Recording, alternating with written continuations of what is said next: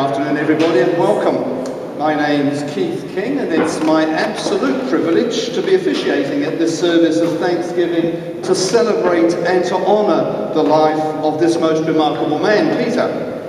On behalf of Rodney, Joan, Yvonne, Katie and the wider family, I do welcome you all here today. Now, this isn't your normal or usual funeral service. I have to tell you that right from the outset. Peter, in his own inimitable way, organised and prepared the whole event before he died. He left explicit instructions, and other than Rodney, he wanted no one to speak. Now, we've bent that rule slightly, I have to say, and Kate is going to be saying a few short words on behalf of the family, and the Cartier Trust also want to pay a tribute to Peter in song, so they'll be doing that. Instead of tributes, what Peter wanted to do is he wanted you all to share some memories of him amongst yourselves, which we will do later in the service. Peter didn't want flowers, and he asked that as an alternative, donations be given to the Cartier Trust. Now, there's a donation box at the back of the church here for the Trust, and there are also CDs for sale. So we're doing a bit of marketing here. This is the 700th dose, a story of courage, determination and hope. They're $20 each. If you'd like to buy one of those, again, the proceeds go to the Cartier Trust. Now, there's also a book which was used at the This Is Your Life function that was held in this building on the 31st of August. And I'd ask you all, if you haven't signed that, to find it at the end of the service. It's at the back of the church, and just to write your name and a comment in that. Now, Peter also wanted to be cremated immediately after his death. His ashes are in this biodegradable urn, in which on top of him has been planted a hibiscus. I don't know what's the significance of the hibiscus. Just love hibiscus, great. Now, this whole urn is going to be planted at a later date at Nanaru, isn't it? Naruru. And the hibiscus flower, of course, will be a reminder of this very colourful and inspirational man. Now, at the conclusion of the ceremony here, there's going to be some refreshments in the church, and then we're invited to go up to Kalupsis in Karangahape Road, where we can enjoy a drink and share some more stories. And Campbell will be donating a portion of the bar takings again to the Cartier Trust. Now, a couple of days before Peter passed, he received an email from Adele Tara, who Peter and Rodney knew through Dorothy's sister. In part, her email said, "I'm off to Kenya next month to spend time with orphans and visit the slums and villages and the young abused girls. There's something I'll be doing for you, Peter. I'm gifting scholarships in your name to children with HIV or are born to parents with HIV/AIDS. The scholarships will provide them with tuition. I will see what help they need in terms of medication, but I understand that it is free or very cheap over there. So, Peter, you do inspire and have spread love, and I'll see to it that your love and inspiration is spread around the world in some way.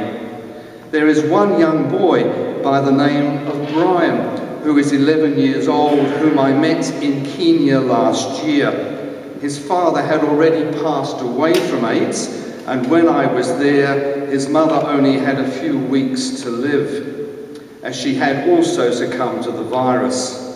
Brian wants to be an engineer when he grows up. He will be the first recipient of the Peter Taylor Don't Postpone the Joy Scholarship. He sings beautifully and is such a lovely boy. He is an extraordinary young man, one whom you would have been so proud to meet." Peter was moved to tears when he heard all that. Inspired again, Peter and Rodney decided that any profits from Peter's books and merchandise be put into a trust fund to go towards those scholarships and other courses, and it will be called the Peter A. Taylor Foundation and will be administered by the Dora Trust. Now, the Door Trust was set up by Pete and Rodney some years ago with the hope that if they ever did become rich, they would be able to use it to help other people. It comes, of course, from their names, Doreen and Vera. It is intended that, to begin with, there will be 3 recipients from that trust: Adele Tara to help fund the Peter A. Taylor Don't Postpone the Joy scholarships for HIV orphans in Africa, to Gwen Newton, who is fundraising for another orphanage in Africa, and of course to the Cartier Trust for their work with funding funerals for people with HIV/AIDS. In time, Rodney hopes that as the trust grows, it will be able to help others. Now, next week, Rodney is going to be setting up a bank account for the fund and will be reworking his website to that effect. Rodney is asking for anyone who is capable of doing so to set up an automatic payment with the aim of helping others throughout the world who really are not able to enjoy the benefits that we enjoy here in New Zealand. In this way, Peter's legacy of inspiring people can live on and that others can achieve their dreams. So I just put that out to you, and I really hope that you'll just think about that. And if you are able just to set up some sort of automatic payment, do check on Rodney's website. I guess the bank details will be there at some stage. And I think that's a wonderful way in which we can honour Peter in the years to come. Now, on we go. Peter did give me a timeline of his life. It was 2 typed A4 pages. And if I try to read it out to you, you'll be absolutely overloaded with information. It was, I mean, when you look through his life, it's a remarkable life, and he has achieved such a lot. So just as a summary of that, Peter was an entrepreneurial restaurateur and barman who co-owned and was head chef of the famous La Brie restaurant here in Auckland at the age of 21. Opened Surrender Dorothy's sister and Dots, and as well designed and opened the famous Urge Bar with Larry Quickendon. He was an international equestrian rider, winning a gold medal at the Pan American Games in 1991, and also participated in the Barcelona Olympics of 1992.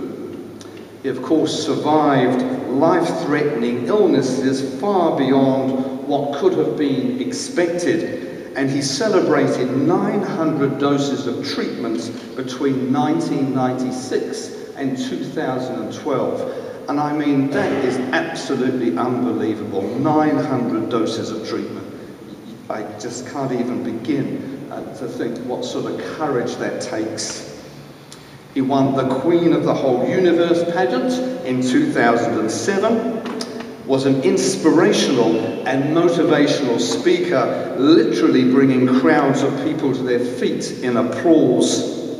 He was a writer and publisher of books and was a trustee on the AIDS Foundation board.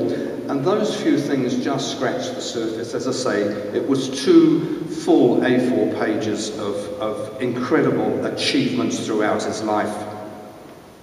As well, of course, he's been partner and soulmate to Rodney for the last 7 years, and I must say that their relationship has too been absolutely inspirational, and I take my hat off to you, Rodney. I think these last few weeks you've been absolutely unbelievable. Our hearts really do go out to you, and we love you all very much.